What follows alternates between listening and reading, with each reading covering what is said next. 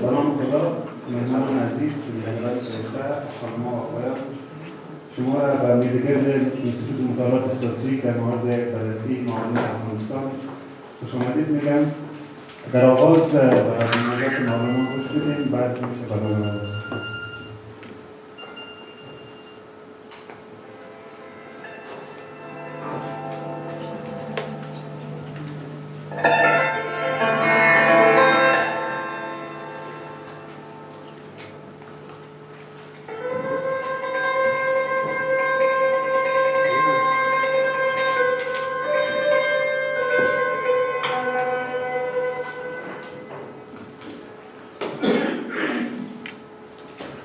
ای با منو پنهان شده از دل سلامت میکنم. ای با منو پنهان شده از دل سلامت میکنم. تو کعبه‌ای هر جا روم قصد مقاومت میکنم. هر جا که هستی حاضری، از دور در مناظری، شب خانه روشن می شود چون یاد نامت می کنم.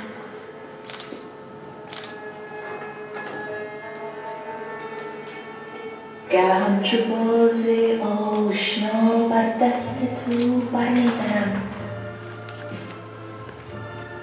گه چون کبوتر بر زمین آهنگ بامت میکنم. گر غایبی هر دم چرا آسیب بر دل میزنم. گر غایبی هر دم چرا آسیب بر دل میزنم. ور حاضری پس من چرا در سینه دامت میکنم. دوری و تملی کز دلم اندر دل تو روزنه است. دوری و تملی کز دلم اندر دل تو روزنه است. زان روزنه دزدیده من چون مه پیامت میکنم.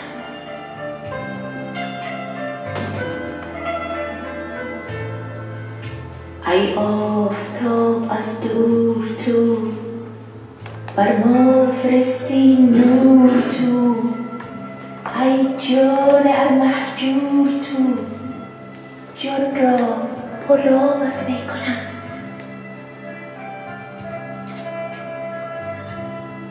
من آینه دل را ز تو اینجا سکالی میدهم. من گوش خود را دفتر لطف کلامت میکنم. در گوش تو، در هوش تو و در دل پرجوش تو. در گوش تو، در هوش تو و در دل پرجوش تو. اینها چه باشد تو منی بین وصف آمد میکنم. ای دل نه اندر ماجرا میگفت آن دل بر تو را. هرچند از تو کم شود از خود تمامت میکنم.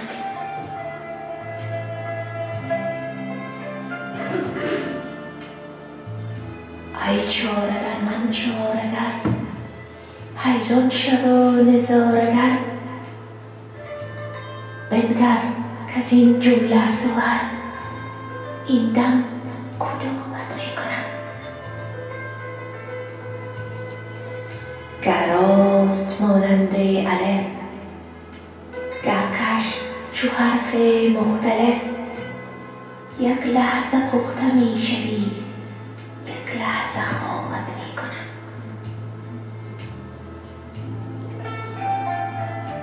گر سالها ره میروی چون مهره در دست من.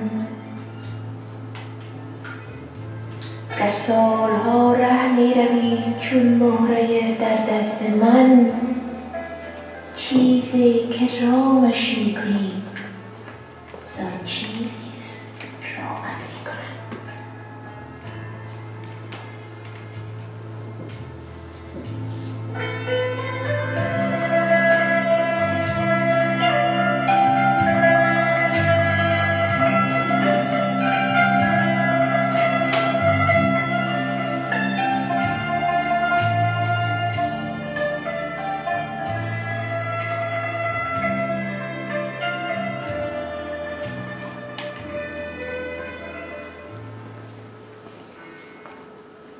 با سپاس از همکاران عزیز، موضوع این میزگرد بررسی دو قرارداد معدن افغانستان، معدن طلای بدخشان و مثل ولایت سمنگان سرپل می باشد که در تاریخ 5 آگوست میان شرکت‌های امریکایی افغانی و دولت افغانستان در واشنگتن با وجود اعتراضهای نهادهای جامعه مدنی و نهادهای دیدبان شفافت افغانستان به امضا رسید.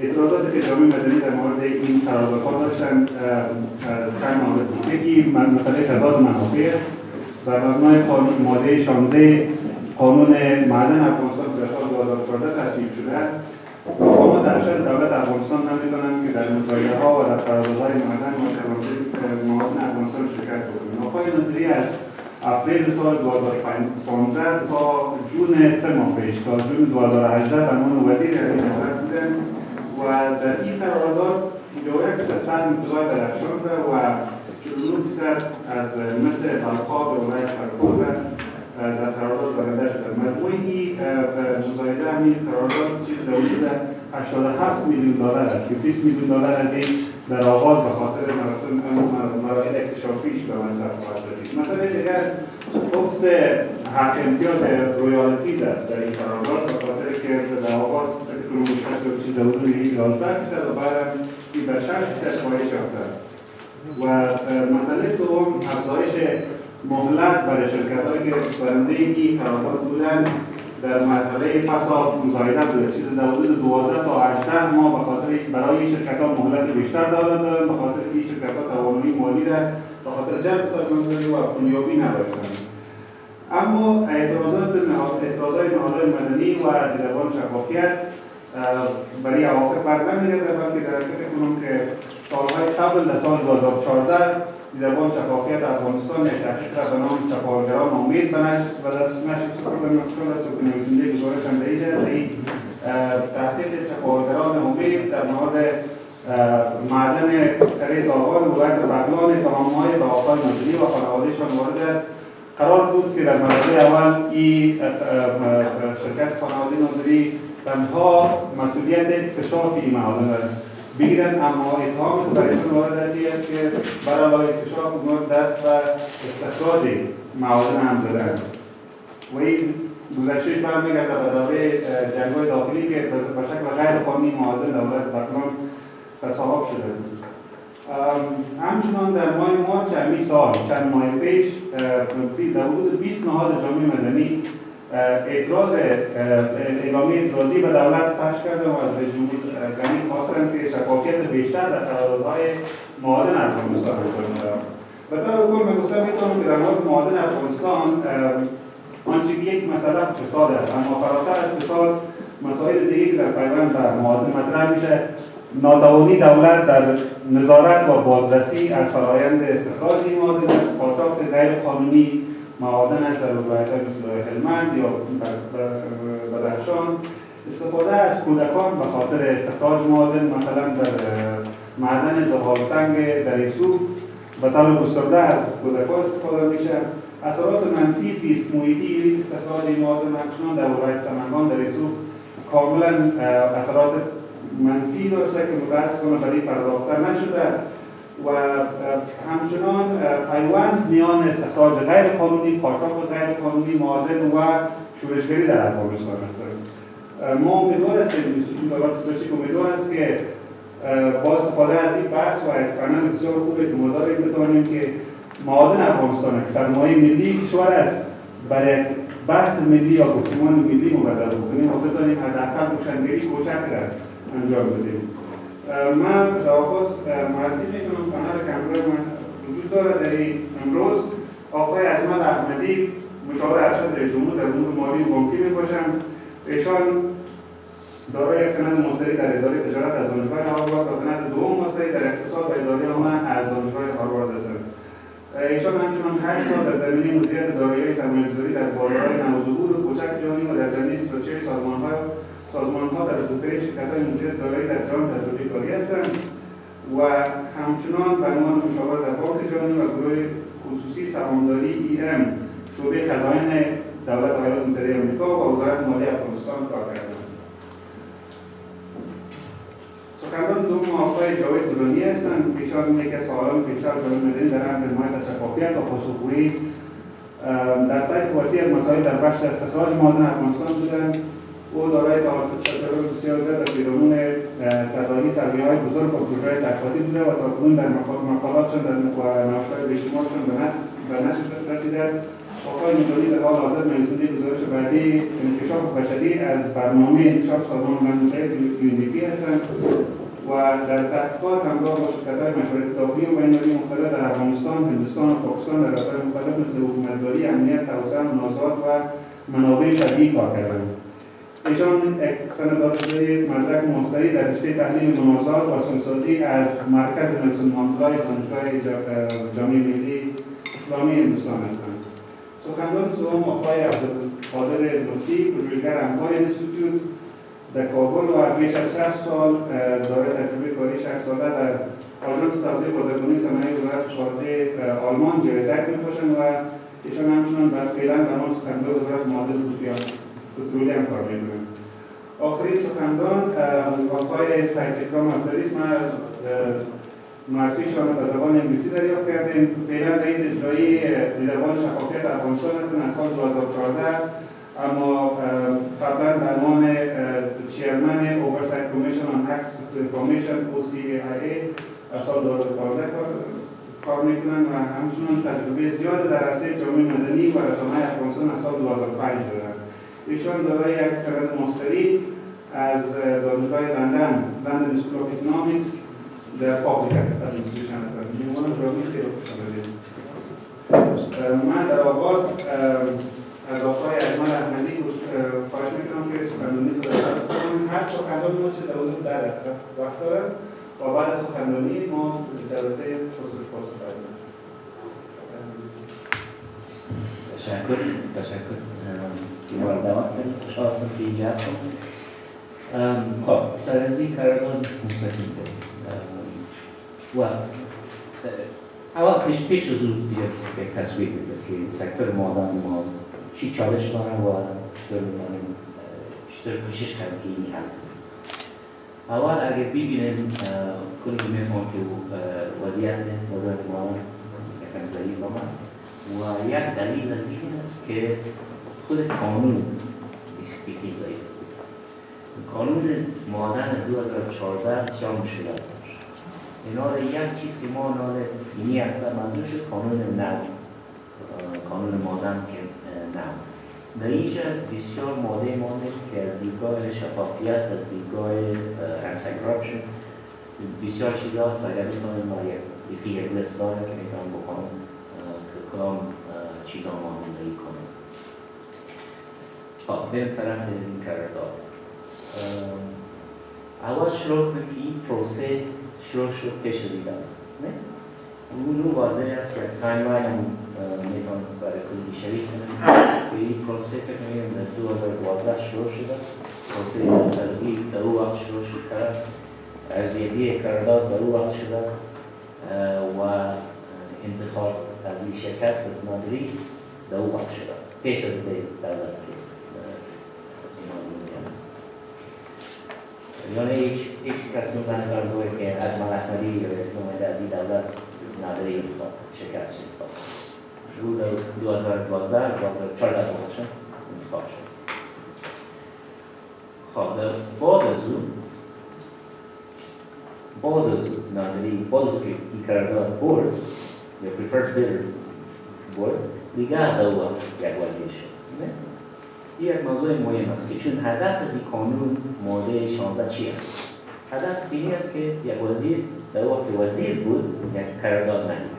مگر در این پروسه وزیر است که این بود پیش از او که وزیر بود. این یک موضوع است از نظر میگیرم. دوم شکایت فکر میکنم از چند طرف که میآید اینی است که اگر او هم در او وقت برد مگر قرارداد خودش مذاکره شد در او وقت که وزیر بود یا با حضور بسیار نزدیک وزیر از دولت کرد. این دیخی واضح است. شاید سخنگوی از وزارت مادن سرزی میکنه بس کنه که چی نادری سر در او وقت بس میکنه. مگر مذاکره سر خود قرارداد نشده، حتی فیصله شورای عالی اقتصادی به چی وقت است؟ چی وقت شد؟ تک بسیار اینی است؟ نه اینی بله به جولای 16 جولای به او جلسه شورای عالی اقتصادی یک کمیتی بین وزارت‌ها ایجاد شد. رهبری کمیتی مجلس و با اساس از او فیصله مذاکره شد که نادری و تیمازو. در هر جلسه مذاکره نماینده بود از وزارت معدن، از وزارت مالیه و از وزارت اقتصاد و مشاور حقوقی ما که دیاله است و مشاور حقوقی از طرف از این سنتار و شرکت دیگر شد.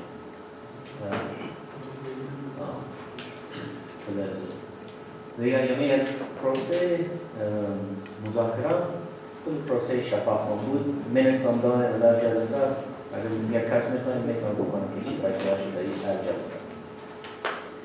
هدف از این مذاکره چی بود؟ دو دلیل داشت. اول این قرارداد تیار شد بر اساس قانون 2010 قانون مادن 2010. دیگر قانون 2014 منظور شد. دیگر ما ضرورت بود که یک چند ماده تغییر کنیم که این لاین باشه که قانون 2014. این یک هدف بود. دوم یک هدف دولت می بود که ما می‌خواستیم قیمت و مسئولیت امنیت ما نمی‌خواستیم بگیریم. ما می‌خواستیم این بانم سر خود شرکت‌ها. قانون نو این مانند. دیگه از اون خاطر مذاکره کردیم که قیمت و مسئولیت خود شرکت بگیریم. این قیمت زیاد است. چند برای هر قرارداد یک چند میلیون دلار از سالانه. دیگه از اون خاطر این مسئولیت برشان داره. در این وقت اگر این مسئولیت بگیرن دیگه از ما یک چیز خواست نه که فیصدی پایان بدن از فیصدی رویالتی ریت. این فیصدی رویالتی ریت رقمش ما گفتیم 11.5% بود. با اساس از او یک پروسه بسیار شفاف است و نام یک Net Present Value Financial Model. او هم بشروی من است هر کس میخواهی میتونم شریک کنیم که اگر ما این قیمت امنیت برای شرکت بکنیم در سال اول دوم سوم که اینی شاید 50 میلیون دلار باشد چند فیصد باید فیصدی رویالتی ریت باید پایان ببره که در آخر روز این فایده می باشد. این رقم پیش برده. مگر اگر این فایده میده برای دولت و برای شرکت در آخر روز این فایده زیادتر است برای دولت. چرا؟ اول ما مطمئن هستیم که باید پرداخت کنیم برای امنیت نه؟ این واضح است. بدون از این نمیتونیم قرارداد پیش ببریم. فیصدی رویالتی ریت ما نمیگیریم اگر یک مادن پیدا شود و 7 سال بعد. یعنی در فایده برای مرحله اول برای این 5-7 سال برای دولت است که چون ما مسئولیت یا پرداخت نمیکنیم برای امنیت. اینی دو دلیل بود برای مذاکره. غیر از اون یک لیست سهامداران گرفتیم، یک بین‌کرتی، یک چیز اداری بود که ما خواستیم اسمش شد. یعنی در آخر روز اگر بگویم پروسه شفاف شد و داخل باید سر قانون صورت آخر. اگر ببینید قانون 2014 ماده 16 اونجا در فقره اول دوم نوشته میشه که کی در کی نمیتونه یک قرارداد مانند بگیره، نه وزیرا، رئیسی این نفر. در اونجا در جزء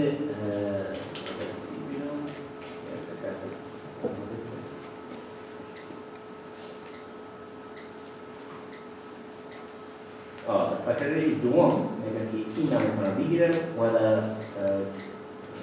جزء اول دوم فقره دوم و در جزء پنجم میگه که شرکت ها که سهامداران دارن در یک زیرترا که سهامداران یک شرکت اینا رو داریم طرف فقره 5 میگه که در جزء اول دو و از فقره اول فقره دو این نفرها نمیتونه قرارداد کرد مگر ذکر نکرده جزء 5 فقره دو.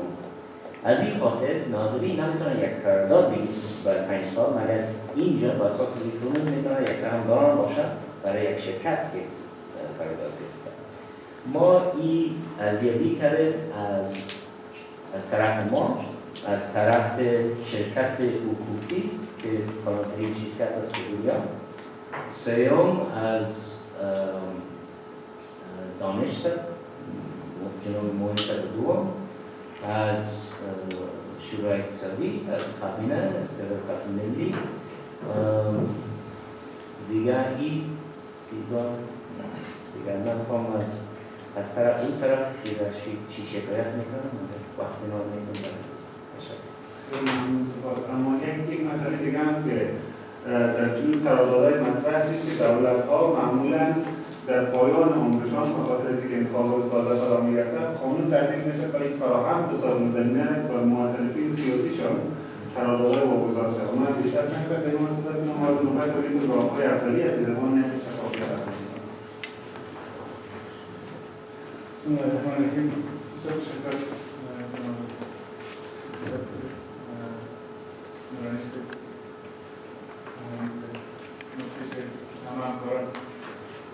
بسیار خوشحال هستم که امروز در اینجا با هم جمع شدیم واسه یک موضوع بسیار مهم که واقعا آینده افغانستان رو ارتباط داره صحبت میکنیم و همین می‌فهمیم که آینده افغانستان از همه بیشتر ارتباط به این داره که ما یک دولتی که بر اساس قانون کار بکنه با حاکمیت قانون در او مطرح باشه میتونیم بسازیم یا نمیتونیم بسازیم و اگر یک دولتی میسازیم که حاکمیت قانون در اون مطرح نباشه مثل که در 17 سال 126 میلیارد دلار آمریکا مصرف کرد و منابع داخلی خود ما مصرف شد و امروز باعث پاسداری کشور دنیا به حساب میریم یکی از پاسداری کشورهای دنیا به حساب میریم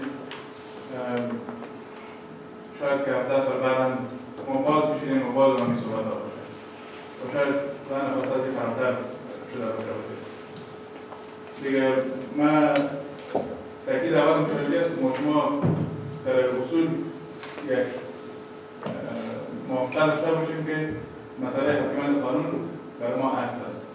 هیچ چیز دیگه، هیچ معامله سیاسی، هیچ وضعیت سیاسی، هیچ چیز دیگه نمیتونه که موضوع حاکمیت قانون در زیر سوال ببره و در اول دفعه قرار بده و دلایل دیگه که مثل برنامه ارائه شد که وضعیت سیاسی ما این گونه است، فشارهای دولت متحده آمریکا است، ترامپ میخواد که دسترسی به معادن ما داشته باشه یا میخوان که جنگی که در افغانستان روان است تمویلش از طریق معادن افغانستان شود. این موارد یکشون بر ما قابل پذیرش نیست. هیچ دلیل در مقابل حاکمیت قانون ما نمیتونیم بپذیریم.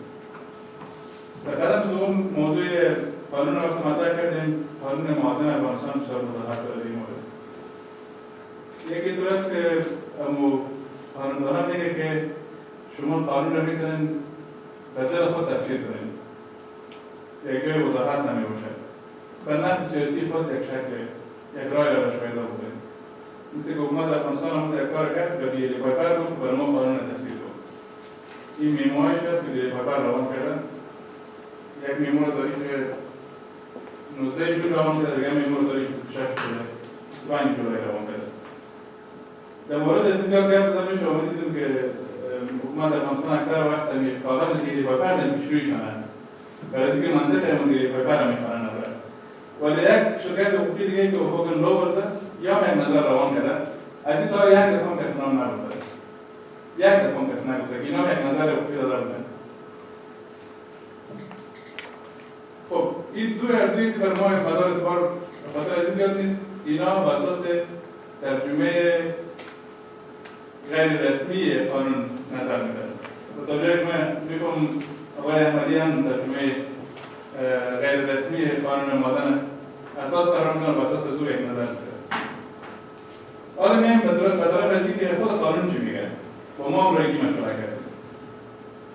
شما به قانون مادن ببینید، قانون مادن سال 1393 دیگه بسیار واضح است. ماده 16 میگه که فقره دوم اشخاص زیر نمیتوانند جوازهای مندرج این قانون را به دست آورند. رئیس جمهور، معاونین رئیس جمهور، وزرا و غیره. یعنی وزیر نمیتواند قانون مادن را به دست بیاورد، قرارداد را به دست بیاورد. وزیر نمیتواند قرارداد را به دست بیاورد. بسیار واضح است. این نگفته که preferred bidder نمیتونه شوی، این نمیتونه شوی، او وقت شده بود بازی وقت میشه. این چیز دیگه نیست. وزیر نمیتونه قرارداد به دست بیاره. خلاص. صحیح؟ حالا میگن که وزیر سے استعفا داد. خب استعفا داد، اما باید قانون اول میکنه بعد از استعفا میده. حالا وزارت شما از دست قانون قرارداد غیر قانونی هم به دست آورد. فقره 5 میگه اشخاص مندرج اجزای 1 و 2 فقره 2 این ماده می توانند 5 سال بعد از امتثال وظیفه جوازها و قراردادهای مندرج این قانون را به دست آورند. 5 سال بعد نمیتونن. یعنی قبل از اون نمیتونن. اینجا قانون بسیار صراحت داره. نیاز به تفسیر و تجربه و دلیل اینجا نیست.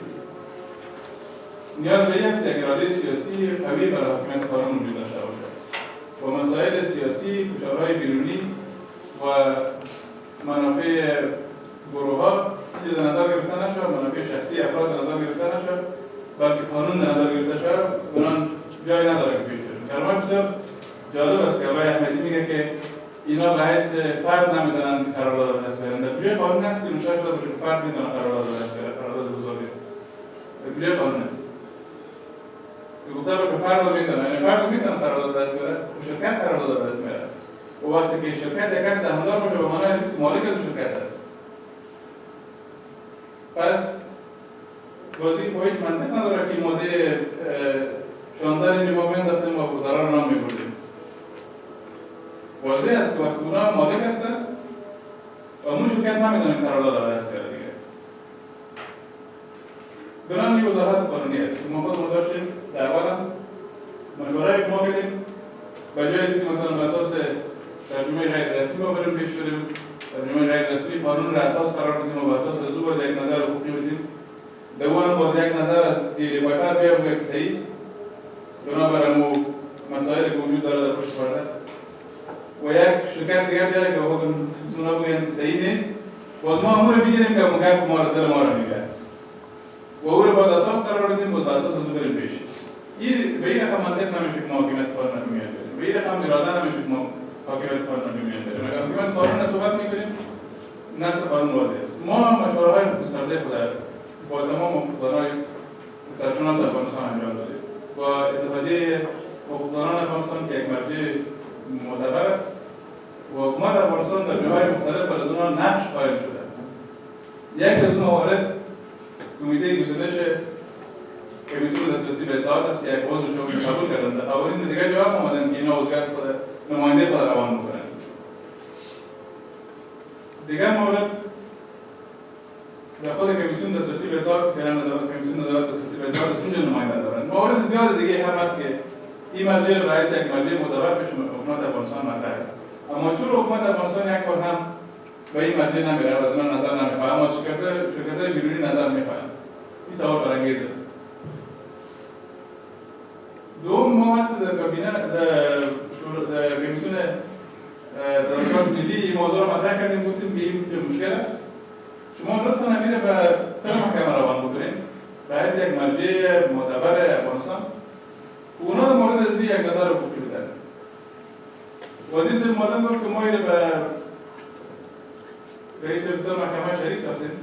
اونا گفتن که شما گیری بر ما روان دارید، ما برای قانون دارم میگیم که غلط است.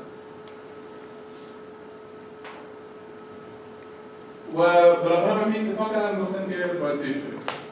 خودی که رئیس جمهور ما رو تهدید کرد یا چی گفت اونجا یا چیزی که ما گفتیم پشت که اصلا آمد برای ما مهم نیست، برای ما این مهم است که ما نظر بدهیم. در هر مرحله میگیم، در هر جای میگیم. ولی به قیمت سرمون باشه. در از اینکه ما گفتیم که وقتی حاکمیت قانون برای مطرح هست، خط سرخ هست، باز در اونجا دیگه هیچ چیز دیگه مانع ما شدن نمیدادن. ما این موضوع رو مطرح کردیم، اما هیچ اطلاعی به نظر ما به حساب از اینکه روان بکنن به استر محکمه به حیث یک مرجعی که بتونه در مورد قوانین اونا وضاحت بدن. مثل که در گذشته هم معمول بوده، این پرکتیس در گذشته وجود داشته که اگر در مشکل پیدا میشد به استر محکمه راجع میشد و استر محکمه باید یک نظر میداد در مورد این. به یک شکل غیر رسمی این نظر ما را رد کردن و بالاخره گفتن شما برین در کمیته تقنین، بعد از این کمیته تقنین تصمیم میگیره. اونجا باز بعد از با شما همون برنامه حق قرارداد برگزار میکنیم. ما رفتیم در کمیته تقنین چیشتیم، اونجا نظریات باز شد. ما باز میشیم مورد خواند ما گفتیم اینجا شما اگر میخواین که یک راه پیدا بکنیم برش خوب بود دیگه، باز صلاحیت خودتان است که شما آب بلندی هم بالا برین دیگه، خب شاید یک راه پیدا کنین بر از آن شما. اما طبیعت امور است که باید ها پایین بره و قانون اینجا واضح است، قانون باید عملی شود، ای که شما خلاف قانون یک چیز را شکل قانونی کنید. خب اونجا قبول نکردن و اصلا کمیته تقنین، جلسه کمیته تقنین فقط یک جلسه فرمایشی بود که برای ما یک چیز بود. خب شما در کمیسیون دیگر گفتین که کمیسیون تدارکات میگیری و ما گفتیم برین در اونجا شما صحبت کنید و برای کمیته تقنین باز تصمیم خود گرفت و ما رفتیم امضا کردیم. در حالی که اصلا کمیته تقنین یک کار نمایشی بود، همه چیز قرآن شده بود، حتی دیگیتال خودم گرفته بودن. وزیر شیخ مادن گفت ما سبا میریم، شما باز میشید. ما گفتیم حداقل شما برای ما وقت بدید. شما در قرارداد 30 ساله مردم افغانستان پایش بند میکنین. این خود نه از رئیس جمهور افغانستان هستی، اما قدر به رئیس جمهور افغانستان میمدن حق دارم، قدر با هم حق دارم، اما قدر هر افغان دیگه حق داره. و یا هر کس دیگه که اینجا آمده و خود افغان میگه و این قرارداد رو بسته میکنه، اما قدر بو حق داره، اما قدر هر افغان دیگه حق داره. نمیشه که شما بیاید برای 30 سال مردم در قرارداد بسته کنید، مثل که مثل اینک بسته کرد حکومت گذشته. و بعد از اون موضوع باید برآورده ندانیم. موضوع دوم یک موضوع قانونی بود. موضوع دومی است که فیزیبیلیتی از چی است. آیا این قرارداد که شما بسته کردن عملی میشه یا نمیشه؟ شما وقتی یک شرکت قرارداد میدین، پرسان میکنید از پیشانی که این پول داری این قرارداد انجام بدی یا نداری پول. طبیعی است که شما آفیزی صرف شما زیاد کارموفر هستین، قرارداد زیاد امضا میشه. تو قرارداد کسی رو میدین که پول نداشته باشه قرارداد بدین برش. طبعا که پول اول شما پرسان میکنید، شما میتضمینید پولتون در کجاست؟ شما میان سرمایه‌گذاری میکنید. ما سفیر انگلستان رو بسیار واضح گفتم، ما گفتم اگر شما در انگلستان کدام قرارداد میتونید داشته باشید، ما گفتم ما پیسه ندارم، ما قرارداد بدید، پیسه رو بازپرسان پیدا میکنم. گفتید که کشورهای پیشرفته این کارا نمیشه. یعنی این کارا برای کشورهایی است که زیر دست باشه. و هر کم بخواهند سرمایه‌گذاری عملی کنند.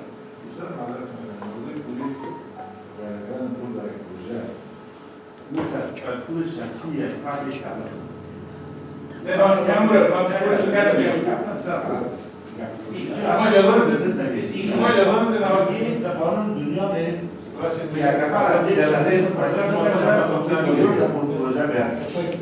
شما اجازه بدید نمایی. و باز مگه شما رو میشنم، مگه باز اونا رو پیمان شدید گرد شما رو باز. گرد فیزیبیلیتی میگیری، اصلا نمیفهمی فیزیبیلیتی چی هست. در این معدن تو فیزیبیلیتی رو اول می‌خوایی است. اجازه بدید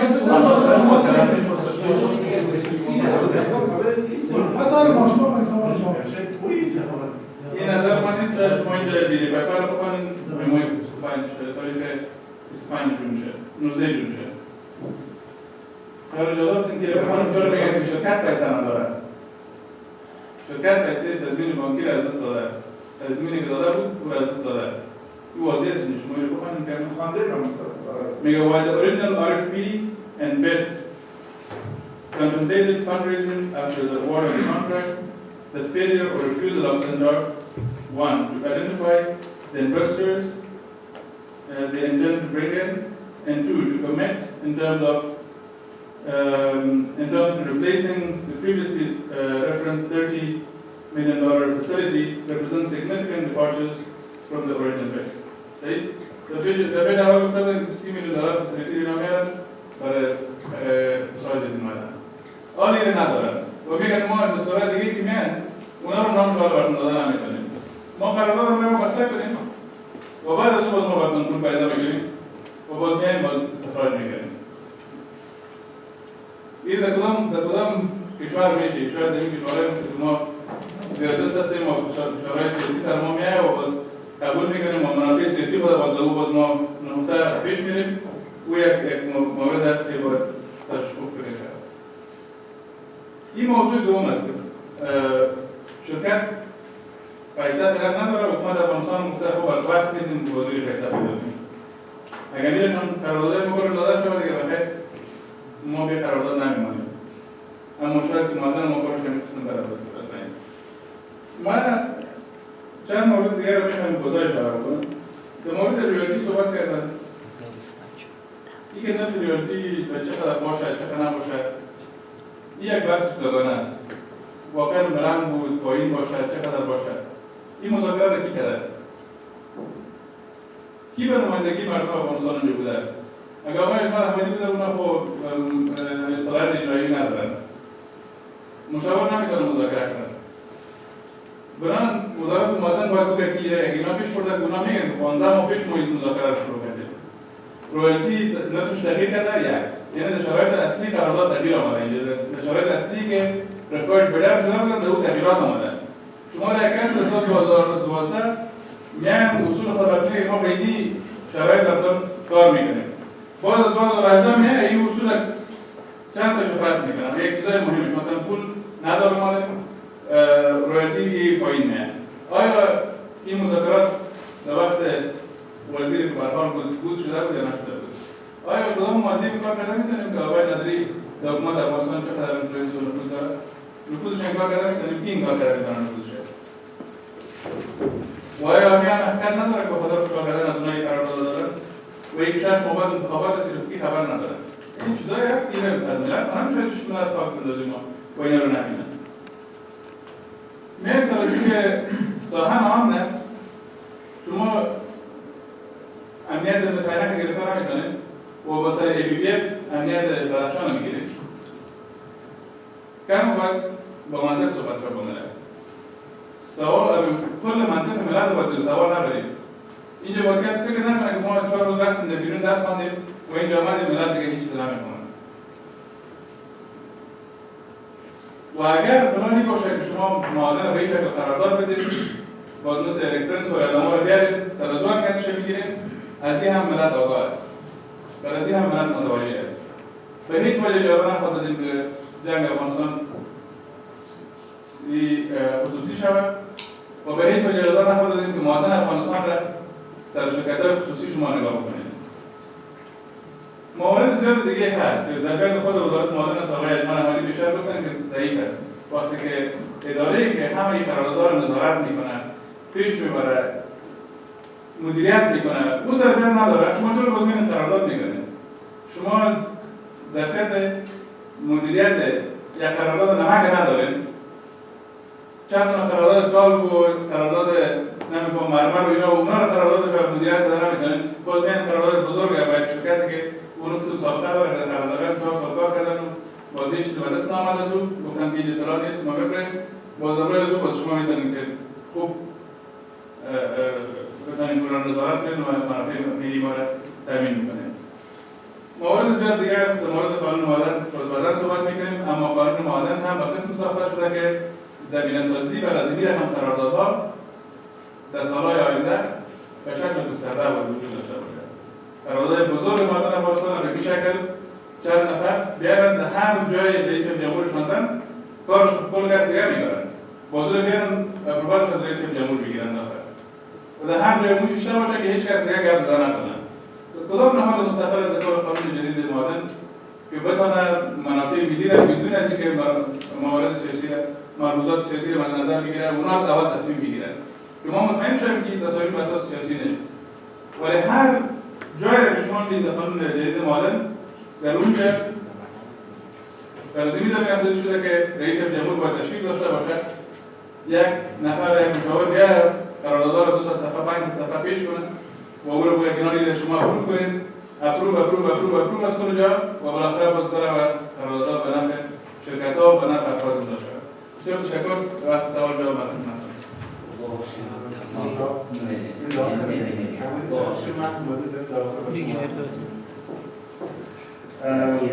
من خواهش از تمام سخنرانانی که در از سخنرانی محدود فینال نوبت است آقای جواد درونی چون نویسنده یک گزارش قبلی هم تو اشاره کردم پلان ساختور در مورد معدن لاوان بغلان هستند و فعلا ایشان مشاور بعضی کمیته مستقل مشارکت وزارت و کمیته مبادله اشاره دارید. من می‌فهم که البته با این روی آمده که ما داخل یک دیسکورس هستیم که سطور مادن شروع و داریم که ایجاد کنیم و موضوعیت با این نیت و با این روی آمده و نامدیم که شکایت کنم من حیث یک شهروان ازت کنم با وجود که ما عضو چند نهاد هستم که اگر کس بخواهد تبدیل کنم ما را از وزیر پیش نمی‌کنم و از این آقای خود من حیث یک شهروان انترست یا مملکت را که در منابع طبیعی ما هست او را می‌بینیم ما یک مسیر بسیار خطرناک گرفتار هستیم. تو صحبت می‌کنیم باید همین حالا اسمی را تغییر بیاریم. این آقای احمدی هم خواست نقش داشت رئیس جمهور وزارت مادام دیگر نهادهای دولتی هم. من کاش بجای من دکتر سبا که روی موضوعات قرارداد بدخشان صحبت میکرد اما مشکلی که دکتر سبا وقتی وزیر بود با میان هم داشت وقتی که انگلستان رفته بود او را یک مثل که شده باز بگیریم با عدد نقل خال وزیر سر پیش که آقای احمدی ما این را بالکل قبول میکنیم که قرارداد در 2011 تندر شده بود بعد از او رژیم پیش این را مذاکره کردم دو نقطه که بسیار است البته 23 نقطه تکنیکی است که مشکلات دارد ما خبر نیستم که قرارداد مشکلات تکنیکی را حل کرده یا نکرده مگر یک نقطه که بسیار سنسیتیو است که وقتی که دکتر سبا پیش دکتر یعنی هم رفته بود انگلستان و برایشان گفته بود که ما 20% فی کره برای آقای نادری میدیم.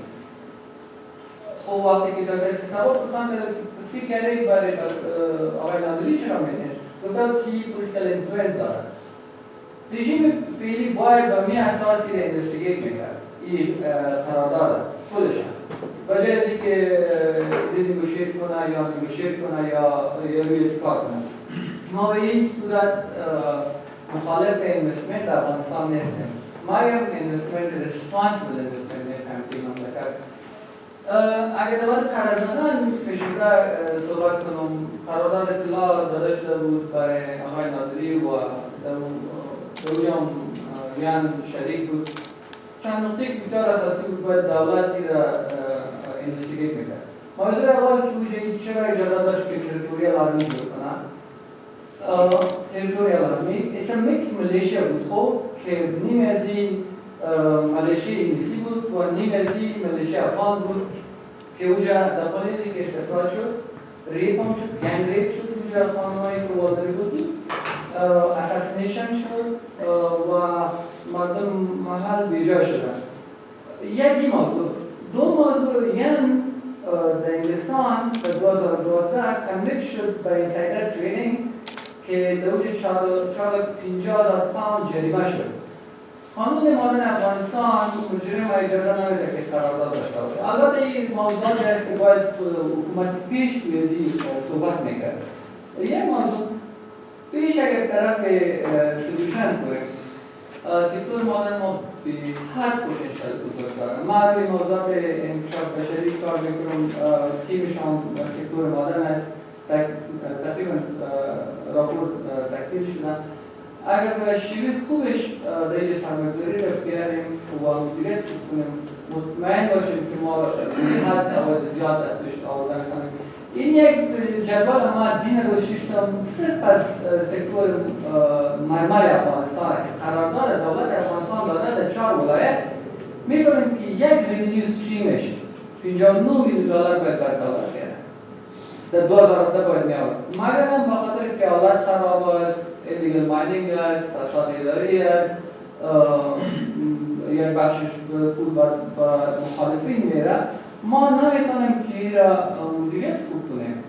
حالا که ما میریم به طرف قرارداد بزرگ، اگر استخراج مرمر ببینید پروسه بسیار شارت است.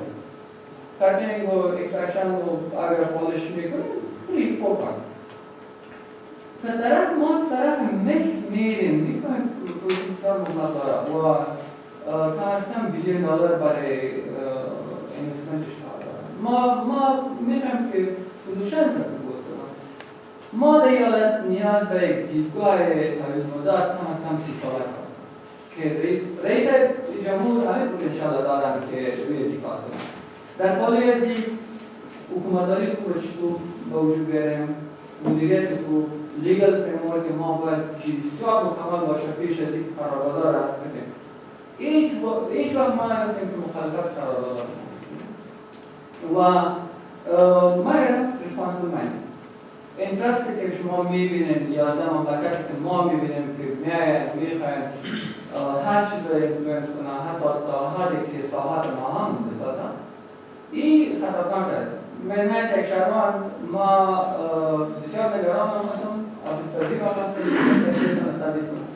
موضوعات پاوسه همشمول بسیار مهم است.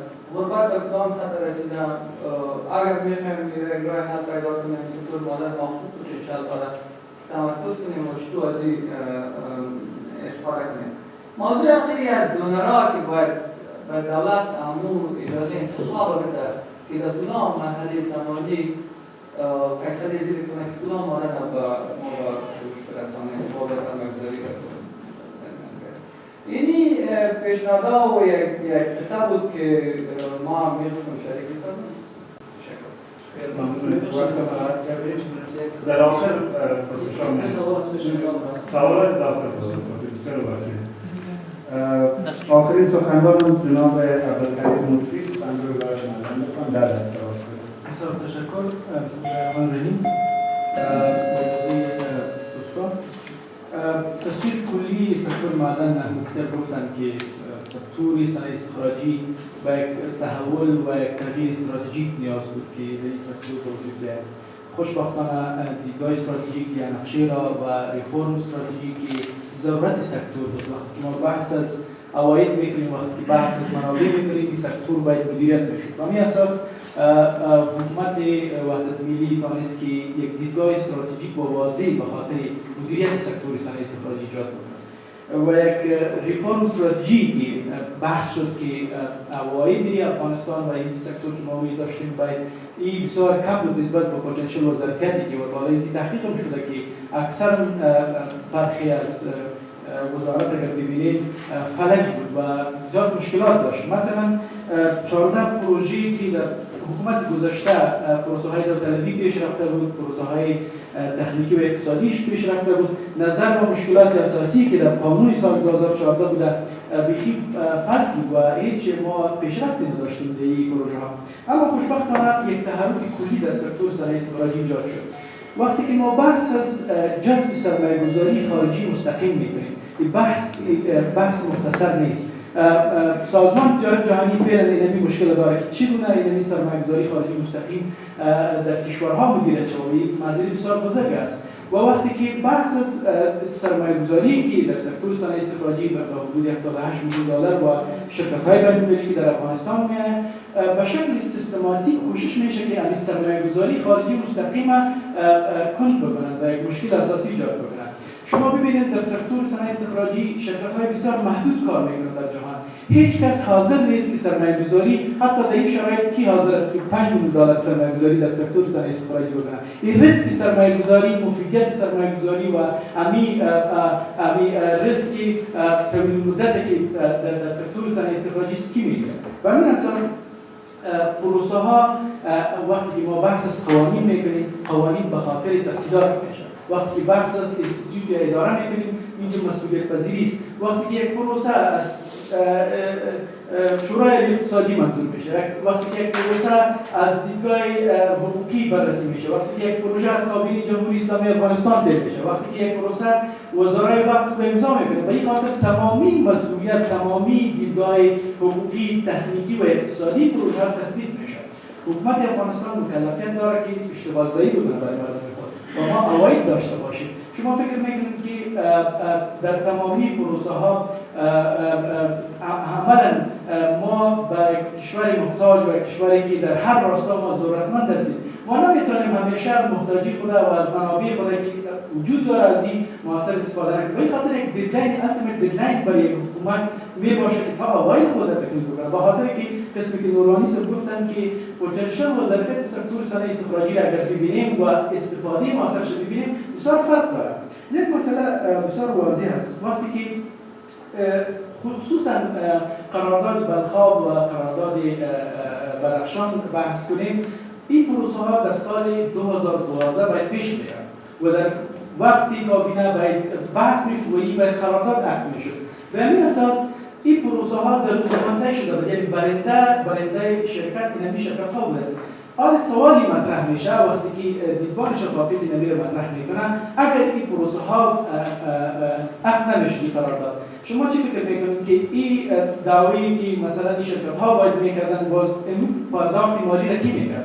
آیا دیدبان شفافیت حاضر بود که اینمی مسئولیت بگیره که تمام پروسه ها را پیش ببره در دادگاه بین‌المللی و امرای شرکت ها پیش ببرند؟ به خاطر که ما گزینه‌هایی که داشتیم تمامی ابعادش سنجیده تا یک قرارداد داشته باشیم که در اونجا ما بتوانیم سرمایه‌گذاری را تضمین کنیم و این سرمایه‌گذاری یک ریسک است و این ریسک در ساحاتی هست که در اونجا وقتی که بحث از رویالتی صحبت شد، اینجا بحث دیگر مسئولیت تنها رویالتی نیست، اینجا سوشال ریسپانسیبیلیتی قرار دارد که این با تفکیک چی شده بلند شده، یعنی مسئولیت زیاد برای شرکت‌ها داده شده. مثلا در بخش امنیت احمدی صاحب گفتن، در بخش سایر در بخش اشتغال زایی، در بخش مالیات، در بخش کرایه سطح زمین و این تمام موارد بوده که این بالای زیر غار شده و یک مسئله که بیشتر اشاره شد و افزایی صاحب گفتن که به خاطر که حکومت افغانستان به خاطر ایالات متحده آمریکا که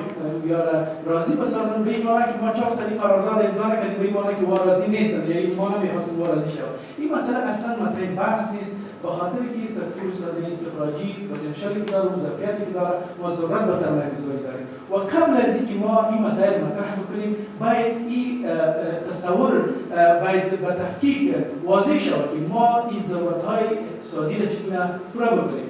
و این سوال مطرح شد که چرا در ایالات متحده آمریکا؟ به خاطر که سکتور صنایع استخراجی است، ما می‌خواهیم که عموم فامیل بسیار خردی که در سکتور صنایع استخراجی سرمایه‌گذاری می‌کنه در جهان، ما می‌خواهیم که اونمو کشورها حاضر شود در افغانستان و ببینند که در افغانستان نه تنها در سکتور صنایع استخراجی پتانسیل بلکه شرکت‌ها بسیار بزرگ میان در افغانستان سرمایه‌گذاری می‌کنند و با این اساس اگر شما ببینید و تفکیک و حساب شده برید، نیست کس حاضر نیست در جهان بسیار کم کشورهاست که سرمایه‌گذاری می‌کنه در این سکتور و به این اساس هدف اساسی بوده که ما بریم در ایالات متحده آمریکا و به خاطر بازاریابی، به خاطر جذب سرمایه‌گذاری خارجی مستقیم و به خاطر که در این سکتور عمود دیدگاه استراتژیک ایجاد شده و نقشه راه ایجاد شده، همین برنامه اصلاحاتی ایجاد شده تا بتوانیم دیگر کشورها هم اینجا تشویق بکنیم که بیان در سکتور صنایع استخراجی سرمایه‌گذاری بکنند. یک موضوع بسیار اساسی که هست، ما در پروژه‌های بزرگی که مثلا 14 پروژه بود، نه تنها مثل بلخاب و بدخشان بلکه پروژه‌های افغان تاجیک امودریا و سایر پروژه‌ها بوده که این کلاً بررسی شد و مشکلات اساسی که در قانون بوده، در قانون جدید تمام موارد حل شده. به خاطر که ما تسهیلات بیشتر در قوانین کامپلیکیت نمی‌باشه، قوانین که کامپلیکیت شده هیچ کس نمی‌آ سرمایه‌گذاری نمی‌کنه، هیچ کس نمی‌آ اون قوانین تطبیق نمیشه اصلا. قوانین به این خاطر ساخته میشه که ما تسهیلات بیاریم، قوانین به این خاطر ساخته میشه که ما امکانات سرمایه‌گذاری بیاریم، قوانین به این خاطر ساخته میشه که ما نظارت خوبتر داشته باشیم برای پروژه‌های انکشافی و در سکتور صنایع استخراجی. و به اساس ما به پای خلاصه گفتم و اگر سوال باشه دیگه اصلا نواز نظر است. بسیار تشکر. فقط هذا كلمة عند مدينة تشکر و اجازه باشه این سیم تو باید نمیگرد خیلی واضح شد. So, listen, I think the job of civil society is to provide an overview, oversight for the government. So, I don't fault my colleagues here for their statements, but I think in their statements it shows a lack of knowledge because they're working from civil society and don't have much experience both as an investor from a legal perspective. When we take a look, first of all, there's a number of comments made about the new law and that it was actually intended to create a system by which a few people would have decision-making powers. In fact, I find this characterization quite interesting because it was actually the opposite. In the previous regime, the minister himself had the authority to approve contracts just by his signature. And why do you think we had such a corrupt system? Because every businessman would go into the minister's office, would negotiate something, and then get a contract. Within the new framework, we've divided the responsibilities so there's multiple stages of approval so that that system can no longer take place. Second, we had multiple meetings, and again, we have the minutes to prove this, with civil society. They made a number of very large requests. Let me go through the list of the articles that we included in this law.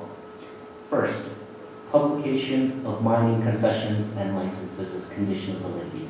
They asked for it, it was approved, it's in the new framework. Publication of revenues, both at aggregate and mine level, approved and in the new law.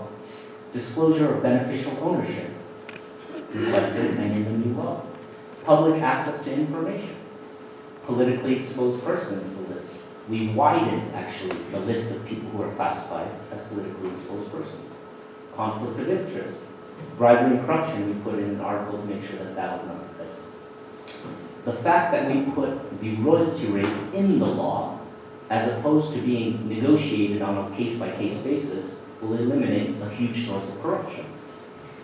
The fact that now we have a process by which the Ministry of Mines starts the tender process, but we created a mineral technical committee composed of professionals to review the contract, then approval where it will be approved by the High Economic Council, NPC, and Cabinet, means that the decision-making bodies are separated and there's multiple stages of approval, which means compared to a process by where the minister himself signed a contract to a stage where we have multiple approval process is very different. Now, you'll hear from them, well, those people are quite the same and therefore it's not those checks and balances. Well, excuse me, we have a National Procurement Council. We have a High Economic Council. We have Cabinet as the highest decision-making body in this process. And we've added a mineral technical body, which will be comprised of technical people to review each contract. So please, please, listen to what they're saying, and then I encourage every single person in this room to read the new mining law and tell me what you think. With all due respect, let me have a few minutes here. That's just on the transparency provisions embedded in the new law. So with that, it's a very clear disagreement, and please acknowledge on that side that you made requests for about 20 different anti-corruption provisions. We accepted 19 of them. Let me also tell you one other thing. They came, and there was one aspect of the law which we did not include, which is that they requested for a separate sub-account for mining revenues to be deposited. The government rejected this, and the reason is, one, it's against the Constitution. We have a single treasury account based on the Constitution, so based on that alone, it shouldn't have even been proposed by them. Second of all, if we begin this route, then people will request for a separate single treasury account for the telecom sector. It's the largest revenue source. But we don't want to go that path. That's actually what we went away from in 2001 to now. We had multiple sub-accounts. And then we consolidated them, and that actually introduces more transparency to the process. So their suggestion for creating more sub-accounts is completely the wrong approach. And the problem with this is that civil society, after we disagreed with that, they said, we are gonna bring together all civil society organizations and go and make sure the media knows about this. This is the wrong approach. This government is committed to improving the legislative framework, to collaborating with partners. But we're looking for partners, right? We're looking for partners to work with. Then, let me talk about some of the legal portions here. I've very clearly stated the government's position. We have, although he likes to ridicule it, the largest legal firm in the world providing evidence. I don't believe my colleague here is a lawyer. I don't believe he's hired a law firm to do the legal review. With all due respect, when we have the largest legal firm in the world, when we have the vice president, when we have the National Procurement Council, and everyone else on the same page, and the gentleman here on the other side, I feel comfortable with my position. Third, he asked about the practicality of this contract. Let's take a look at that practicality. There's two contracts here. One of them, we're bringing a very large Turkish silver producer, one of the largest in Turkey, to act as a partner on one of the contracts. That capacity is there. On the other side, we're bringing one of the largest investors with the most experience in the world to the other contract. Mr. Ian Hamm has been at the forefront of putting together mining deals throughout the world. I encourage you to Google his name. He has multiple experience on multi-billion-dollar contracts. These are experienced professionals that are coming here. He asked about the fundraising. He ridiculed the process by which the government has given time for these companies. That shows a lack of understanding on his part in terms of the process. This is an exploration contract. It differs very significantly from an exploitation contract. And actually, the process that we use is extremely common. It's actually the only way that you get exploration funding. So I think there's, again, a misunderstanding. He needs to educate himself in terms of the process that's common for these type of contracts. I can provide case studies if you'd like, but giving exploration contracts and then giving a fundraising period for those contracts is extremely common. That is how you give these contracts. Remember, this is not an exploitation contract. This is an exploration. There is a chance that these companies will find nothing. That is a higher risk activity. Based on a higher risk activity, you need to be able to find funding for it after the contract is signed. We give them a specific period. Again, this is extremely common in every type of exploration contract. So it shows a mischaracterization and a misunderstanding. In terms of security and the ministry's capacity, we acknowledge that. Security in Afghanistan is very difficult. We all know that. The ministry, with all due respect, the capacity, it needs to be built. We all know that. No one is disacknowledging that or denying that. But what we're saying is, security comes hand in hand with economic development. It doesn't work that way that we provide security and then we were able to move forward with mining contracts. No. We have a framework in place where now, again, the companies themselves pay for security. They provide, which is provided through APPF. This is a common construct, so there's nothing new here. And actually, as I stated before, this is for the benefit of the government because we put the cost on the company. So in terms of negotiation, I'm very happy with the outcome. The last point I'll make is that he made a personal impact as well, which I would have been hoped for better. But the attack was, well, why is it 5 years? I think, again, that shows a misunderstanding of the government. I think he worked in the NGO sector perhaps for too long. That is my job. I've negotiated on the power projects with the Bayat group, with the Hasanfar group, with a number of different contracts. If you're asking why is your advisor doing this, I think you don't understand what my role is. This is a very common construct. There's nothing hidden here in this process. But again, I told you from the first step, I'm happy to provide the minutes of the meetings, the financial model that we use. I have nothing to hide here. So the accusations or the insinuations that you're making, I take offense to. Thank you very much for your time. تشکر. ما دقیقا که بسیار در شما قرار دادیم به خاطر personal attack both sides. I appreciate if you avoid those personal attacks. And now it's all بسات المشاهد أشهر الأزنون دي بسات المهم شنو ما بعد تكلم درس ولا كذا ما بعرف عميل شو خاصة ما بعرف شيء أنا خايش ميز كده بحث الإنجليز بزيادة آرام بعد كده سؤال مثلا في سؤالات الفوتات مشكلة تأخذ مع فيه بس ما يفهم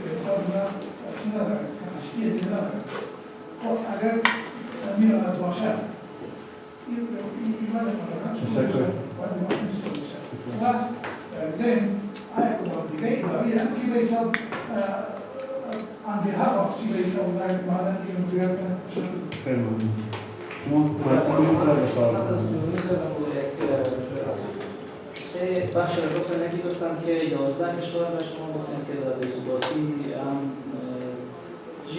امتیاز داره سکتور.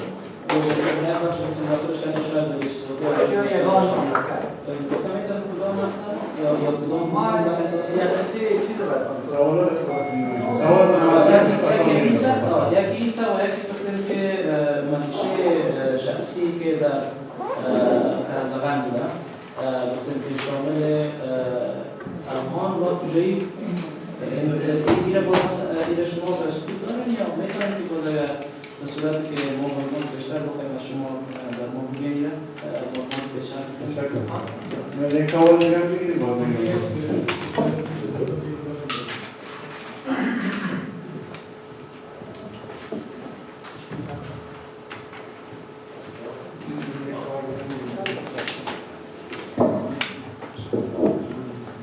سلام به همه عزیز می‌کنم. من یک بیشتر کلانتر می‌خوایم مثلا از موضوع باعث یک نطاق مثلا یعنی شخص منتخب قانونی منتخب سکتور بسیار است. این روز راپور اخیری که به ما دادن وضعیت تجارت ما خرابتر از اسرائیل است و وضعیت معیشت با فقر از اون چیزی که ایران میشه زیادتر است و مردم به دلیل است از توشیدگی، از بیشارتی، از زبردری و از فساد. همین موضوعگیری های بین دولت و بین جامعه مدنی و بین سکتور خصوصی در دنیا این به خاطر بیهود مسائل است و ما به اندازه فقیر هستیم که تحصیل خود در حالی یک قرار بدیم بازم به خاطر انجام کارهای دو اقدام خط نکنیم. چنانچه در پای جناب آقای احمدی ما بود که وزارت معدن برای فقدان ظرفیت یک سرکارها را مورد رسد باورکرد و داخل مقام رئیس جمهوری تحت نظر شخص جمهور صورت می‌گیرد. این به این معنی است که ما بسیار از لحاظ ظرفیت‌ها فقیر هستیم و بنام یگانه منبعی که ما رو میتونیم از وقت بکش از بیچارگی بکشه یک از معرفهای رشد افغانستان انتخاب ما ذکر رسمی مسئله معادله است. و در این مورد باید شما اعتقاد باید قرار ببینیم که همین امکان چه قسم به صورت شفاف به نفع مردم افغانستان استفاده کرده میشه. و ما این را برطرف میکنم که بخش خصوصی افغانستان از وضعیت موجود راضی نیست. اینا طرفدار شفافیت بیشتر هستند، طرفدار حسابدهی بیشتر هستند، طرفدار وضاحت بیشتر هستند. دیگه ما وقت شما نمیگیرم متاسفانه ما اینجای نسبت قرار رسانی رو نمیشونیم مصدن قبل برسن مادر مفاهیم میشه. آمیا باشه خود طرفان مفید است. حالا برای هر یک از این سخنرانان دوباره وقت می‌کنم.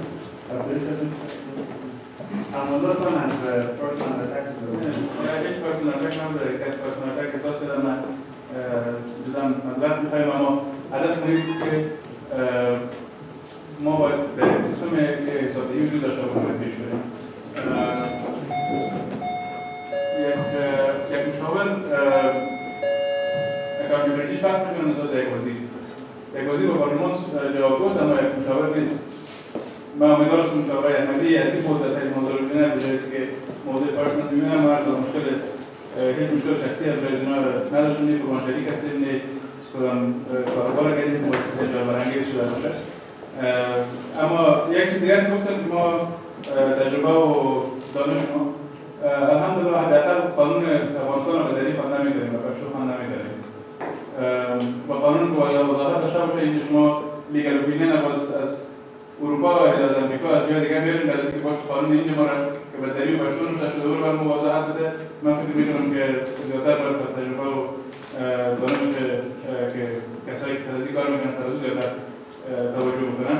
اما گپای سنتی هم شنیدیم گفتن ما 20 پیشنهاد داده بود 19 ش قبول کردیم. آدمای بی تجربه و بی دانش چطور پیشنهادش قبول می‌کنن؟ این هم بسیار سوال برانگیز است. اما اینکه گفتن که چندین مرحله داره، من می‌خوام سر قانون مادن با صحبت کنم به خاطر اینکه یک بحث بسیار طولانی است. یک روز ما از آقای مرادیان همکاران خواهش می‌کنیم که یک روز برای اختصاص بدن که بعداً سر قانون جدید مادن که قابل قبول ما نیست سر این یک بحث شود. چون رو هم زد ما بیشتر به صحبت گفتم که زمینه سازی می‌کنه برای همین قسم قرارداد آینده. اما شما اگر 10 استیج هم داشته باشین و در هر 10 استیج دخالت رئیس جمهور مستقیم وجود داشته باشه، یک ایزی هم غیر سیاسی نمی‌باشه. رئیس جمهور یک آدم سیاسی است و بنابراین مصلحت‌های سیاسی می‌تونه فیصله را بکنه. ما از می‌خاطر تاکید ما سر ایجاد نهادهای مستقل و غیر سیاسی است که تصمیم‌ها بر اساس سیاست گرفته نشه، بر اساس موضوعات سیاسی گرفته نشه، بلکه بر اساس نیازمندی‌های جامعه، بر اساس قوانین و حاکمیت قانون باید در نظر گرفته شود. مسئله از اینکه موارد شفافیت در نظر گرفتن در اون موارد ما سوال داریم. شما اگر یک کلمه را در قانون تغییر بدید، شما می‌تونید از یک چیز دیگر جور بکنید. شما می‌تونید بگید ما موضوع را گرفتیم اما کلش را نگرفتیم. بنابراین در اونجا ما هنوز مشکلات خاص داریم. موضوع حساب واحد گفتن، ما هیچ وقت نگفتیم که حساب واحد در برنامه بسازیم. چیزی که این به مصر رپرزنت میکنه نوعی است که در گذشته چندین سب اکانت نداشته بودیم. اکانت‌های یا حساب‌های بانکی متعدد وجود داشت و یک گپ خوب بود که یک حساب ساختیم. ما چیزی که خواستیم، یک حساب خواستیم که در اونجا پول نمیماند. پول میاد فقط مثل یک فیلتر از اونجا تیر میشه و بالاخره از اونجا وقتی تیر شد او موضوع سب اکانت است که ما گفتیم. چیزی که شما میگید در گذشته وجود داشت، سب اکانت وجود نداشت. سب اکانت آره هم وجود داره که اگر طرف قانون شما کنید تعیین بده. اما سبکان به ما خاطر گفتیم که ما یک فیلتر داشته باشیم که اتومات نشه شود. امیال حکومت افغانستان بعد از 17 سال کمک‌های جهانی نمیتونه بر ما بگه که سکتور معدن چقدر عاید دارن. وزارت معدن یک قسم ارقام میده، وزارت مالیه ارقام دیگه میده. این فکر می‌کنم زیاد یک دیگری هاروارد کار نداره، اما یک چیز کار داره، یک وزارت کار داره که باید داشته باشه. لیگل فرم گفتن بیلی پایپت اول از زیر کرنل اینوستیگیشن از دنیا. شما می‌فهمید که در کیس روس بیلی پایپت زیر کرنل اینوستیگیشن است. و یکی از کدام پروسه بیلی پایپت انتخاب شده او هم سوال برانگیز است. او هم باید دیده شما پروسه کی‌هایی بودن و در کدام موضوعات دیگه هم بیلی پایپت دست داره. ما سر هم کار روان کردیم. کسایی با امانتداری هستند داخل حکومت بر ما اطلاعات میده و هم خدمتشان باز یک روز خواهد بودیم. موضوع ظرفیت این مسائل مطرح شد. این موضوع ظرفیت است که ما بگیم ما یک لقمه خوب کرانه بگیریم اول بدون از اینکه دان خود متوجه بشیم که دهن ما چقدر ظرفیت ضرور داره، باز بگیم کار لقمه را میگیریم اول، بعد از باز دهن خود باز کلانتر میسازیم. ما باید مطابق چیزی که ظرفیت داریم اون خود باید کار بکنیم تا و طبعا ما طرفدار سکتور معدن باید توسعه پیدا بکنه، هیچ راهی دیگه نداریم. اما از خطرات از هم هر وقت ما مردم آگاه کردیم. اما قدر سکتور معدن میتونه خوشبختی را به میان بیاره، اما قدر بدبختی را میتونه به میان بیاره. شما ریسورس کارس شنیدین؟ فکر میکنم آقای احمدی در بخش معدن کار نکردن، اما کسایی که در بخش کار کردن اونها زیادتر آگاه هستند که موضوع ریسورس کارس بسیار جدی مطرح است و این رو باید به نظر بگیرید. آقای نورانی موضوع وقتی جوینت ونچر وجود داشت، شما راپور CNN بخوانید که 18 ورق سرویسی نوشته کرده پیش از اینکه دو کمپانی تشییع کنه و قرارداد بید کنه. موضوع دومتان این بود که یادم مملکت در این بایلترال گفت بزنیم خوبتر است، بخاطر که یک سرباز از 30 روز پیش در هرات دیدم گفت یک راکتچی طالبان را گیر کردم. گفت از این تحقیق میکنیم 5 دقیقه بعد از تحقیق گفت از شورای امنیت زنگ زد که اعلام کنیم. حالا خود ما شما تحقیق شدن میتونیم که اگر روی از کسایی که امنیت بخش معدن خراب می‌سازن میتونیم بایلترال سرتیفیکت بزنیم، حتما چرا میتونیم خوب موضوع اول مثلا مطلبش از این بود که مالشه افغان و انگلیس بوده که یعنی خودش باید این بسیار اگر دیگه سیریس است. شما راپور دیدبان شفافیت را بخوانید، باز خود یعنی برای یک همکارای ما که تحقیق میکرد در لندن برش گفته که بله ما تریتوریال آرمی داشتیم در قرارداد. خیلی ممنون.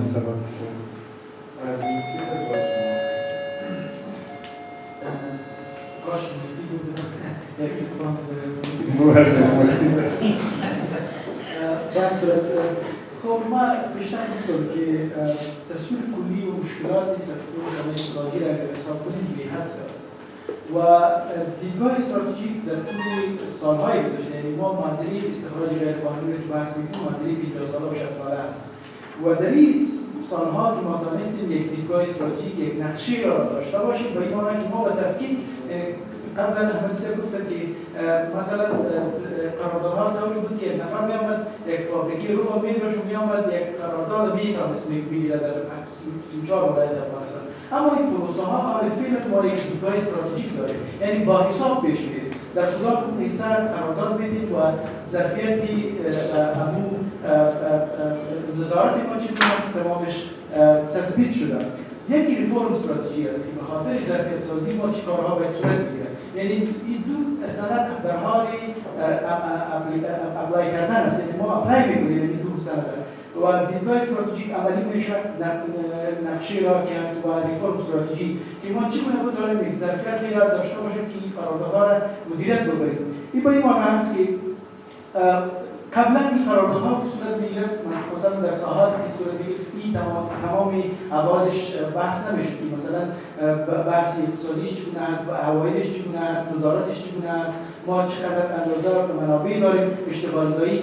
اما فعلا ما همون مراحلی که مثلا در بخش نقش رسانه‌ها، نقش جامعه مدنی که ما بتوانیم همون عملی قراردادها را ارزیابی کنیم که کدام میزان است. مثلا یک سوشال ریسپانسیبیلیتیز قراردادی بگیم که ما این مسئولیت دارم در این ساعت و در قبال سرمایه‌گذاری این قرار میگیرم، اگر نکنه در مقابل قرارداد مسئول میشه و می خاطر ظرفیت و توانمندی سکتور صنایع استخراجی فعلا هست که ما قرارداد را ارزیابی کنیم. در پاروی نمی نظارت ما می‌کنیم که همین برنامه اصلاحاتی را بخاطر که وقتی که شما بحث از اینستیتوشنالایزیشن می‌کنید یا اداره‌سازی می‌کنید در اینجا ضرورت است که شما این زمانگیر است که تا بتوانید یک اداره جوابگو موثر و اداره بسیار قوی را داشته باشید. اما این مشکلات که ما بیشتر براتون گفتم 14 پروژه در گذشته‌ها بوده کلش بررسی شد و ما دانستیم که این پروژه‌ها را اثرگیری مثلا پروژه افغان تاجیک و دریا پروژه‌هایی بوده که بسیار مشکلات داشت، حل شد پروژه‌های مثلا مذاکرات مثل اینک شروع شد و در مسائل مثل اینک مثلا ما همون تعدیلاتی که کار داشتن همون ظرفیت ما فعلا ایجاد کردیم که ما بریم و قراردادها هم قراردادها را حق بکنیم و هم نظارت بکنیم و به این اساس تمامی مراحل به خاطر ظرفیتی که ما بتوانیم یک نظارت بیشتر داشته باشیم از قراردادهای بزرگ و به خصوص که سرمایه‌گذاری خارجی است، سرمایه‌گذاری بزرگ است، این توانمندی و ظرفیت سنجیده شده. یعنی این به این معنی نیست که ظرفیت فعلا وجود نداره که ما این کارا کردن نمیتونیم، پیش بردن نمیتونیم. فعلا شما ببینید در قانون معدن، وزارت معدن، در بخش نظارت اجتماعی، در بخش قراردادهای دیگه که مثلا ما در جنگ هستیم، یعنی 14 پروژه‌ای که ما در شورای اقتصادی بودیم، تمامش ایفورتسی بوده که در یک سال گذشته ما انجام دادیم. و این خاطر ظرفیت فعلا هست که ما نظارت بکنیم، اما این باید تقویه شود و این روند استراتژی و سکتور صنایع استراتژی که دیدگاه استراتژیک است، این باید تقویه شود. مختصر So let me just talk quickly about three things. So again, I'll just reference the mining law. I encourage everyone in this room to get a copy of this mining law and to read it. Again, the accusation that this is a weak law is completely and utterly false. The feedback we got from the private sector and every single embassy, do you know what it was? It was, please, there are too many steps. This is too many safeguards. I encourage, don't listen to me. Don't believe what I say. Read the law yourself. Understand the processes, how many steps we put into that law, how many checks and balances we put into that law. Don't listen to disbelieve everything I say. Read the law yourselves. I encourage you to do so. If you have questions, I'm happy to have a discussion about why we made the decisions we did, and I stand 100% behind it. The amount of safeguards we put into this law versus the previous law, or even neighboring countries, is substantial. And I stand 100% behind this law relative to what we had before. I'll just quickly add to my colleague here. I've said once or twice that the ministry doesn't have enough capacity. Part of that was actually a legal problem. If you look at the licenses that the ministry previously had, they had no conditions. That was an operational issue. Under the new law, they will put a series of conditions under the license, which will help the ministry manage the contracts in a much more easier way. Again, that's in-depth discussion, but I'm happy to have that discussion to be able to explain it to anyone who wants a better understanding of that provision. Again, I think a lot of these attacks are from a misunderstanding of what this certain provisions mean. And again, I'm happy to walk you guys through that. I would have said our legal advisor can also walk you through it, but it seems like you have a particular interest in discrediting not only the government, but also the legal advisor upon which we base our opinion, our recommendations from. I also find this a leap of faith. I don't know what to say about this. You're essentially attacking the largest law firm in the world. I find that's quite interesting given that we historically, and you can see this now because the government has posted every contract online, the previous contracts were 2 pages. We now have a very substantial body, a contract for every single mine. We have a legal review, and we have a very strong international legal firm backing us. And for some reason, I think my colleague here is taking offense that we don't just listen to only civil society here. I think that's a mistake. We are building a very strong legal foundation.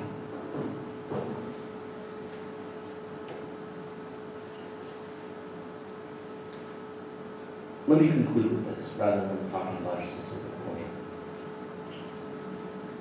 The president, I think, is the strongest ally in terms of transparency, in terms of ensuring that we have the best result for the country, in particular the mining sector. I dare anyone to challenge him. The whole reason he brought the NPC, that he's creating all these institutions, is to create a strong legal foundation and a transparent framework. He has invited Integrity Watch to every NPC meeting. How many times did the other government do that? There is a member from civil society at every high council for rule of law. But we're looking for partners, not people who just scream and yell and then try to mobilize an opposition if the decision the government takes is not the one that they want. What we're looking for is to form a foundation so we can move this sector forward, and I hope the tone and the discourse changes with that. Thank you very much. تشکر از همه. من فکر میکنم که اینستیتوت متعهد به راه اندازی جلسات راهگشا و شفاف در پیوند به مسائل ملی از جمله مسائل معدن افغانستان است و آدم میدید که سلسله بحث‌های ادامه پیدا بکنه، چون وقت خیلی محدود است. ما شما رو دعوت میکنیم به یک چای میتونید چای و شما میتونید بحث کنم غیر رسمی ادامه پیدا کنید. میتونید سوال کنید در یک چیزی که برای من خیلی واضح نبود در قرارداد اینه که آیا این دو قرارداد هم انکشاف و استفاده شاملانه یا جدا است یا انکشاف است و استفاده فقط صورت که یک دوم همین مسئله هرچند از طرف آقای افضلی مطرح شد، مسئله تضمین مالی. این موضوع دوباره از طرف دوستان حکومتی واضح نشد و مسئله سوم گفتن است طریق شورای عالی اقتصادی پاس شدن و تایید شدن. آیا شورای عالی اقتصادی اون کسایی که اونجا است آیا برای ملت جوابگو است؟ اگر این قراردادها برفرض میگیره که این مشکل داشته باشه، آیا شورای اقتصادی برای مردم پاسخگو است و این چه جبران خواهد کرد؟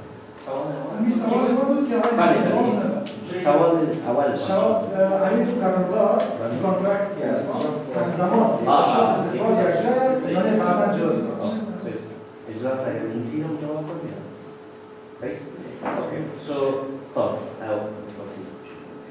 اول این در قانون نو سیستم نو که داره قراردادها به دو مرحله هستند. استشاره. این سیره رو منصوب First, exploration and exploitation. They're called what we call two-stage contracts. Two-stage contract means that initially it's given for an exploration contract. It becomes and transfers into an exploitation contract on the condition that the company creates a business plan and shows that they have capacity to exploit. So again, there's a misunderstanding of the process here. The types of firms that do exploration work are very different than the types that do exploitation. And that's a very important thing to understand. The second point to understand is that our previous mining law had this exact problem, which is we gave exploration licenses, and if they found a mine, it had to go again. It had to be tendered. So what happened is a company would come, they would get an exploration license, they would find something, and then that process would have to go again. So there's no incentive for companies to do exploration. Do you understand that distinction? So what we're saying is the new system has a two-stage license by which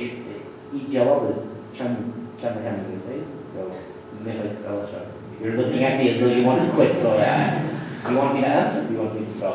Sure. Okay.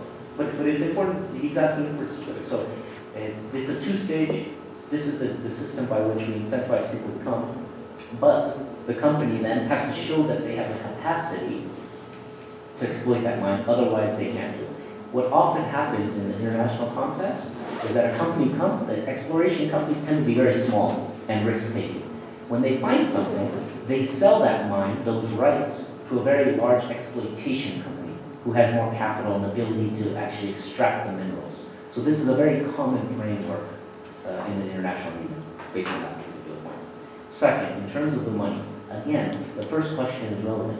This is an exploration at the first stage, right? This is a high-risk activity. So if this was a pure exploitation contract, that we know that there's tila right here, we know there's copper, please come and mine it. Of course you want to know that they have the capacity, that they have the money, that they have the infrastructure right now, right?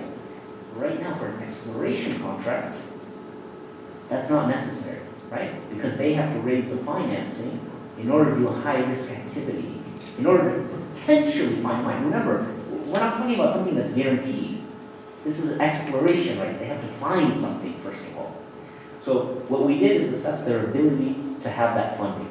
From the Turkish counterparty, they provided us a bank guarantee of $20 million. I think the total amount of the exploration commitment was 23, something along these lines. So from there, we were confident that they had the funding resources. And again, we checked the background. This is one of the largest silver producers in Turkey. They have the capacity, the technical capacity, and the financing. Of that, I have no doubt. The other one is a commitment from a group of investors. And again, typically, if you take a look at a group of investors, you would have some hesitance. And I did. When I took a look, I said, well, look, who are these people? But that person, the most important person there, is someone who has raised billions of dollars of financing for many, many countries. He's worked for JP Morgan, which is one of the largest banks in the world, and he's raised billions of dollars in deals for multiple companies. We took a look at that background, and it's quite clear that that person has the ability to raise that financing. Raising $2 million, $5 million for this kind of person is not a problem. So there's a judgment aspect to this, but I feel pretty confident in my judgment making abilities. And I have to answer, let me just add one more, because again, the attack of why is that not talking about this? It wasn't me by myself sitting in a room with a phone. It was an interministerial committee. Let that be very clear. There was a representative from the Ministry of Mines, Ministry of Finance, and Ministry of Economy.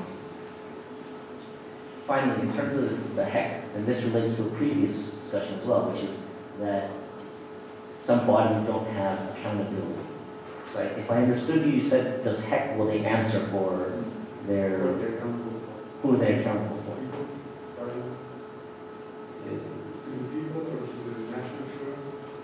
Well, I find the question a bit strange, because based on the law, they have that accountability. They have a legal foundation. It is in the mining law that the High Economic Council has these responsibilities. So they have legal decision-making authority. If you're asking, well, who do they report to, that's a little bit strange. Under the law, they have legal responsibility. And the other part that's strange is you keep bringing up the point that, well, the president is at every level, and at the end of the day, these are just multiple clearing factors so that everyone has the ability to give input into the process. At the end of the day, the ultimate decision maker in the previous regime and in the current regime is cabinet. Cabinet is the highest decision-making body in Afghanistan, and no one can take that power away from them. All we've done is add multiple preceding steps so that there's enough transparency in the process. Thank you. Thank you so much, and with that, we will end the session.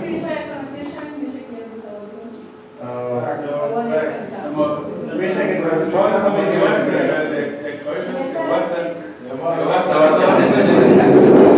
شما یک طرف گپ بشنوید دیگه طرف شما بشنوید. در میگه قانون شما رو پیدا کردین که جای های اکنامیک کانسل مطابق از قانون تصمیم گرفته شده. قانون در اینجا های اکنامیک کانسل وجود نداره. قانون نه هنوز نشده. تا آخر مرحله کابینه منظور کرد. کردن یا نه؟ های اکنامیک کانسل تا آخر مرحله تا کابینه منظور کرد بعد یا نه؟